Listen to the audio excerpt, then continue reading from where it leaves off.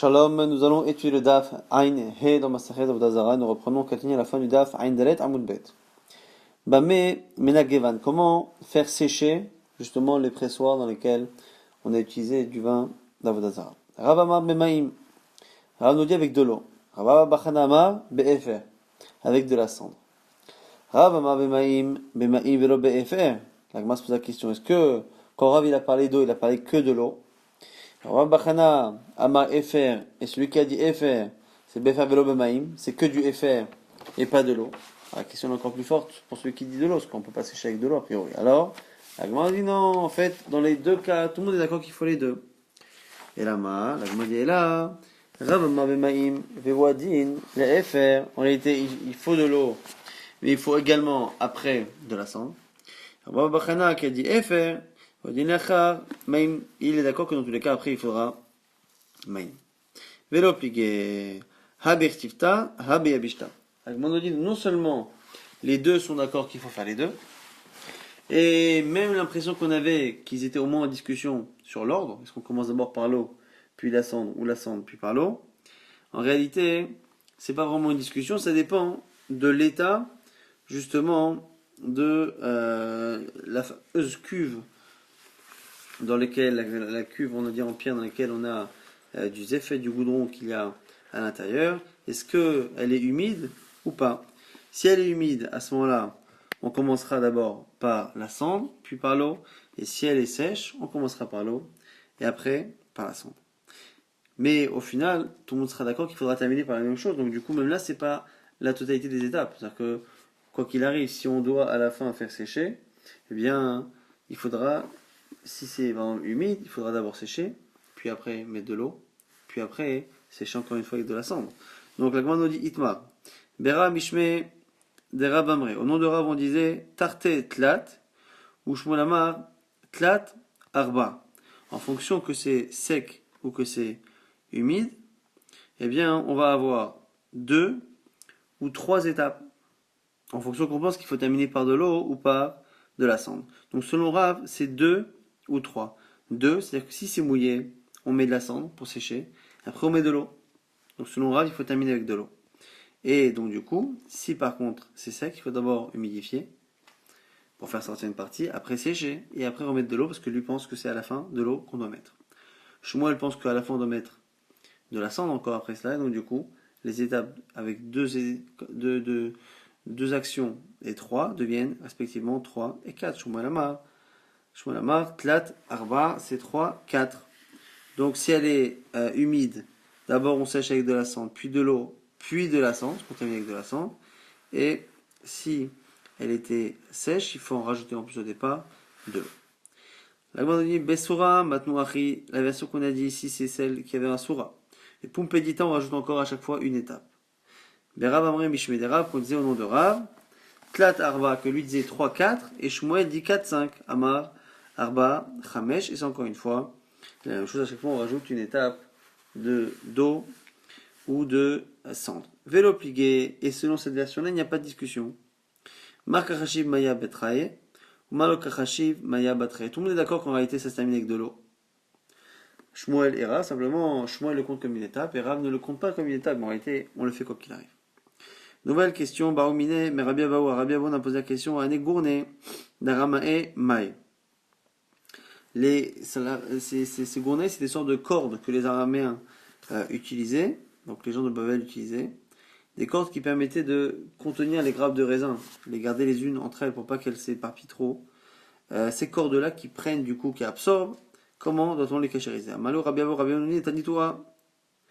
On a une Mishnah qui enseigne et qui dit quoi? Enfin une braïta plutôt. Aresh Ayogitav ou Beita Batmein, celui qui a son pressoir ou sa cuve à raisin qui sont impurs, et il veut les purifier, alors on explique toutes les parties. Hadapim, dapim c'est la planche qui va écraser les olives, ou même parfois le raisin. Ve'adashim, et l'ustensile dans lequel on met les raisins, donc c'est l'équivalent de gâte. Ve'alulavin, et une partie du pressoir qui permettait de récupérer, de racler et de récupérer les raisins qui s'étaient un peu éparpillés. Tout cela, Medichan, il suffit de les nettoyer. Et maintenant, on nous parle d'autre chose. Akali, donc ces cordes-là, qui absorbent plus. Shel Netzarim, si elles sont faites avec des feuilles. Shel Batzvut, ou elles sont faites avec du chanvre.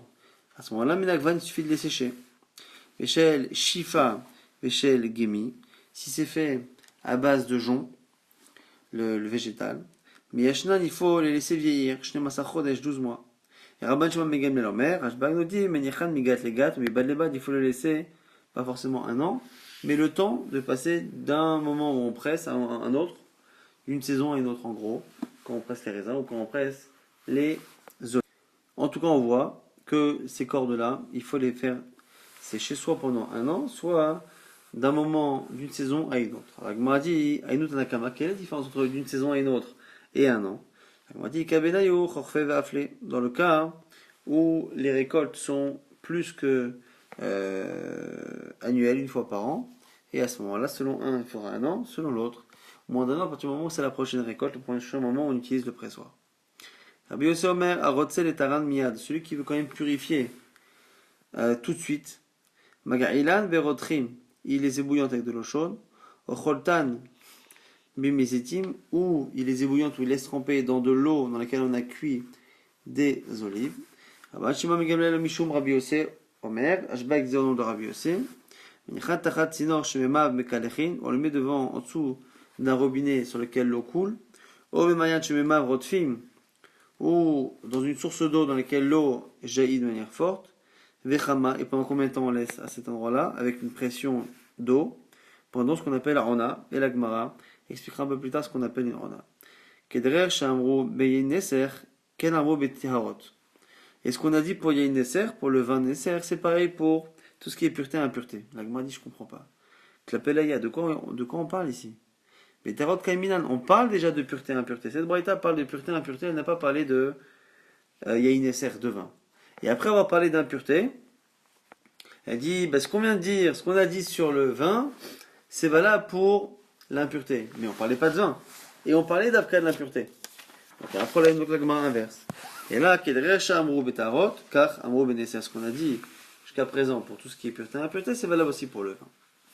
Maintenant on revient, on dit comme Arona. C'est un Arona qui permet, quand on met en dessous d'un jet d'eau ou dans une source d'eau vive, combien de temps on peut laisser ces cordes-là pour qu'elles se cachérissent plus vite que d'attendre un an ou une saison. Marabi Chiabaraba, Marabi Yochanan dit Oyom, là il a soit le jour soit la nuit. Ravchana Sheina, Vamrela Ravchana Bar Sheina, Amar Bar Bachana, Amar Rabbi Yochanan. Autre version de Rabbi Yochanan, cité ici par Rabbi Bachana, lui-même cité par Rabbi China Bar Sheina ou Sheina lui-même. Bon, en tout cas, on nous dit quoi là-bas?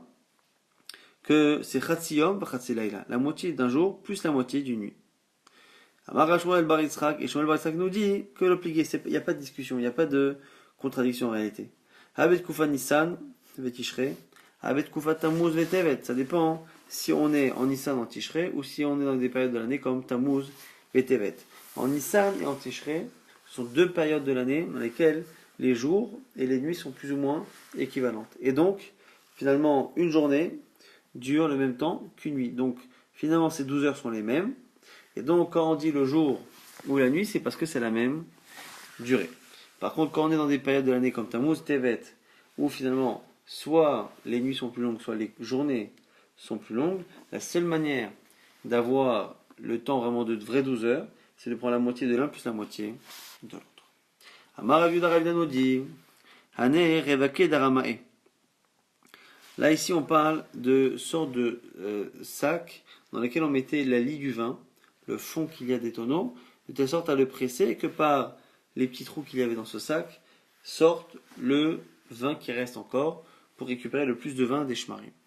Alors ici, quand ils sont faits des mazia, lorsqu'ils sont faits avec des cheveux ou des poils d'être humain, Medichan, il suffit de les rincer pour enlever le vin. Des amras, si c'est fait avec de la laine, Menagon, il faut les sécher. Des chitadin, si c'est fait avec du lin, Miyashna, il faut les laisser vieillir pendant un an. Ika katre, chareleo.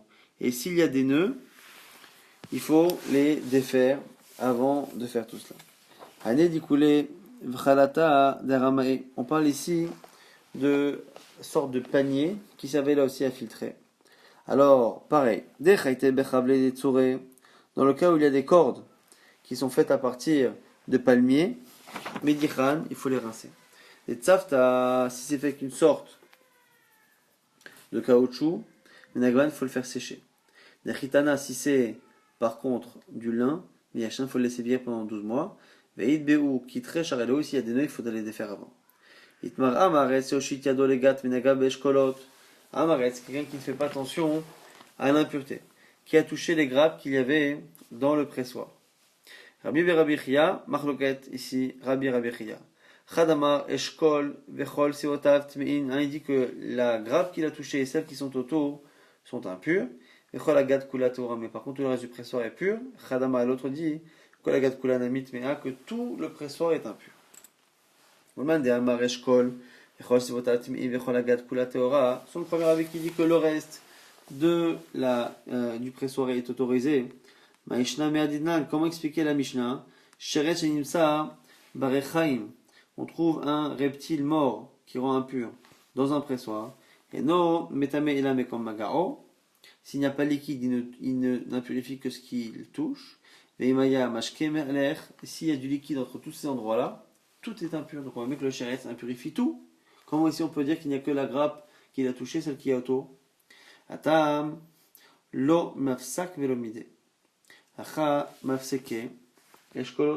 On fait ici la distinction entre le cas où il n'y a pas de F-sec et dans un cas où il y a un F-sec. Dans le cas des Eshkolot, il y a à un moment donné un vide entre la grappe qu'il a touchée, celle qui est autour, puis les autres qu'il y a dans le pressoir. Alors dans le cas des olives, il y en a partout, c'est pour ça que le sheretz est métamé d'un endroit à l'autre. Roule les Rabbanan, les Rabbi Omia, Rabbanan ont dit à Rabbi Omia, Vamrela, l'hébré, Rabbi Omia, il y en a qui disent que c'est à son fils qu'ils ont dit, qui dit vrai Omer Eshkol, Vechol, Sivotav Tmeim, Vechol Argat, Kulat Ora, la lacha, effectivement, que, à part ce qui est autour de la grappe qu'il a touché, tout le reste reste pur. Nouvelle Mishnah, Lokeach, Kletashmish, Minarvet Kochavim, celui qui achète ou qui récupère des ustensiles de cuisine d'un non-juif, si il suffit de le tremper, c'est-à-dire que c'est quelque chose qui n'a pas été utilisé, qui n'a pas absorbé réellement d'éléments interdits, il faut le tremper au mikvé. Yadbil, il faudra le tremper. Yagaïl, s'il faut les bouillanter, Yagaïl, il le fera. Et la ben baour, si il a l'habitude de passer dans le feu, donc il faudra passer dans le feu, il ben baour. À chaque fois, de Askala, ici, on nous dit que les broches et en bois et en fer sur lesquels on a tendance de faire cuire les animaux. Mais la banane, baour, il faut les chauffer dans le feu. Un sakin et le couteau, shafav et itora, il suffit de l'aiguiser avec une pierre, de la frotter avec une pierre qui l'aiguise pour que ça devienne caché. On nous dit ici, Tana vechulan, tzrechim tvila. C'est à tous les cas qu'on a cités de cachérisation nécessite une tvila, une immersion mikvé, dans un mikvé de 40 serres. On dit, mais d'où je sais dire qu'il faut ça? Marava, Ravanodi, Damar, Kras inversé. Au sujet des ustensiles de Midan qu'on a récupérés après la guerre, tout ce qui a l'habitude de passer dans le feu, vous le passerez dans le feu. Après, c'est marqué Véter et il sera pur. C'est évident qu'il sera pur, puisqu'on est en train justement de lui enlever tout ce qui était absorbé. Et donc quoi? Ici, on ne parle pas de la pureté des aliments interdits, mais de la pureté en général. De là, tu apprends que lorsqu'un kéli vient d'un goy, au-delà de ce qui est absorbé, ce qui doit partir donc avec éventuellement une agrala ou du feu, il y a en plus de cela une impureté qui ne part qu'avec le mikvé. Tane, Barkapara enseigne, Mitor, Shenema, Bemenida Itrata, c'est marqué au sujet des clémidiens, quand on les purifie, Bemenida Itrata. Ils seront finalement purifiés par les eaux de Nida. Alors, Shomeani, j'aurais pu penser que du coup qu'il faut toute la lachot finalement de Touma Tahara, et donc du coup il faudra faire une aspersion d'eau le 3e jour et le 7e jour. Tamoulomar, non, c'est marqué seulement. Bemeïda Itrata, seulement. Et seulement, ça veut dire qu'il n'y a pas toute la lachot Rilek, et donc c'est pas tout. Alors, Imken, Matamulomar, Bemeïda, alors pourquoi avoir dit Bemeïda? Maïm, Shenida tobelet ba'en, vavomer abaim ser. C'est pour t'apprendre qu'il faut la même quantité que pour tromper une femme mida, c'est-à-dire abaim ser. Et la grande explique pourquoi il fallait les deux drachot. C'est-à-dire le mirta vetaher, c'est-à-dire le mirta menida, il fallait écrire le mot vetaher, que ça purifiera, et écrire en même temps le menida. Pourquoi? Ikata vetaher, si on est par l'école de la purification, avamina vetaher, koldeu, j'aurais pensé qu'on aurait pu le purifier avec n'importe quelle quantité d'eau. Hamana bemenida, c'est pour ça qu'on a dit menida. Ikata hamana menida, si on avait parlé que du cas de menida, j'aurais dit quoi? Avamina, revashemesh kenida. Qu'une fois qu'on a trempé, il faut attendre le soir. Hamana vetaher, pour t'apprendre que c'est tout de suite. Donc il fallait vetaher, il fallait menida pour apprendre qu'il faut une quantité absolument comme une femme menida et que ça marche immédiatement et pas le soir même.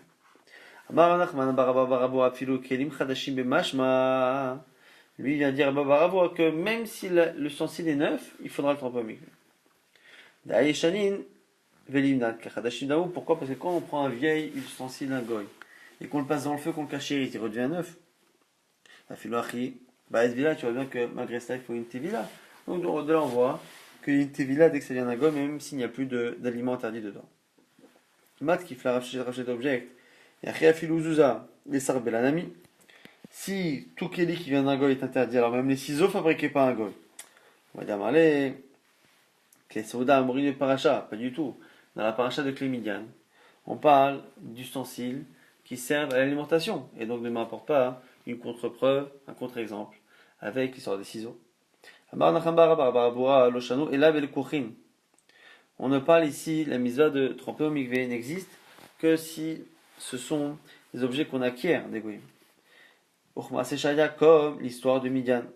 Aval Sheolin, non. Mais si on emprunte, non, ça lui appartient toujours. Rav Yisrael bar Yosef Zavan, Mana de Marda, Mervel Kochavim.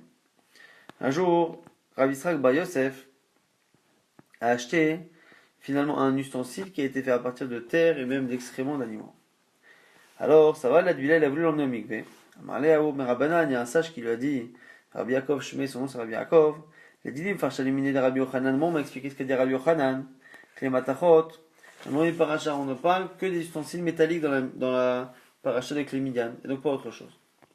Maravashi, Anek, les Srochit, Oid, Vechinish Dabro, Yeshen Takana, Kechene Matachot, c'est louche de Ravashi que les ustensiles en verre, à partir du moment où ils se cassent et qu'on peut souffler du verre à partir de cette matière, c'est comme du métal, donc ça demande une tevila. Konya, maintenant un ustensile en argile qui est recouvert de plomb. Pligeba Ravacha Beramina Marloket Amoraim. Khadamar qui est trilato, et Khadamar qui disent que c'est la dernière étape qui compte et l'autre qui dit c'est la première. Est-ce qu'on regarde d'abord la matière klicheres, la matière argile, ou est-ce qu'on regarde la matière qu'il a rajoutée après? Le plomb. Iban Elehu, et l'agman nous dit, la kha c'est qu'il se faut c'est que c'est comme le plomb. Iban Elehu, la nouvelle sheila est Mashkan Tamai, s'il le donne en tant que Mashkon, un Keli. Là, ici, on se pose la question, est-ce qu'on doit tremper au mikvé un Keli qui est chez nous en tant que gage que le goy vient me rembourser? Ma Baravashi. Alors, ma Baravashi dit, Abba Mashken el Arvel Kochavim Kassa Dekras, par un jour, mon père a reçu en Mashkon un verre en argent. Il a trempé au mikvé, il a bu dedans. Velo Yadan, et je ne sais pas. Est-ce qu'il pense que lorsqu'on reçoit un gage, il est entièrement non, on fait ce qu'on veut? Ou est-ce que c'est parce qu'il a senti que le goy avait l'intention finalement de laisser le gage et de ne pas rembourser, c'est pour ça qu'il a pris ses aises. Tanmour Abanan, on a maintenant une braïta. Celui qui prend des ustensiles d'un goy, Varim, Shonichamesh Baem, Madvelim, Ventorin, si on l'a pas utilisé, il faut le juste l'emmener au mikvé. Varim, Shonichamesh Baem, à l'idée de sonen, ce qui était utilisé à froid, qui gagne kosot, vekotniot, slochiot, comme les verres, les cruches et les assiettes, à ce moment, ou les bouteilles, excusez-moi. Mais Nyachan Madvilan, Ventorin, il suffit de les rincer et de l'emmener au mikvé. Varim, Shonichamesh Baem, à l'idée chamin, ce qui était utilisé avec de l'eau chaude, qui gagne à yorot, tout ce qui est kumkum, tout ce qui est marmite et ainsi de suite. Il suffit de les bouillanter et de la tremper au mikvé. Darim shenishtamesh bahem alida ours qui est utilisé par le feu, qui gon achafoudin vaskalot, comme tout ce qui est broche en fer ou en bois, mais la vinan mode bilan ventorin, il suffit de les brûler au feu, de les tremper au mikvé, c'est à or, on expliquera dans le DAF de demain, si Dieu veut, les différences qu'il y a entre tous les cas qu'on a cités.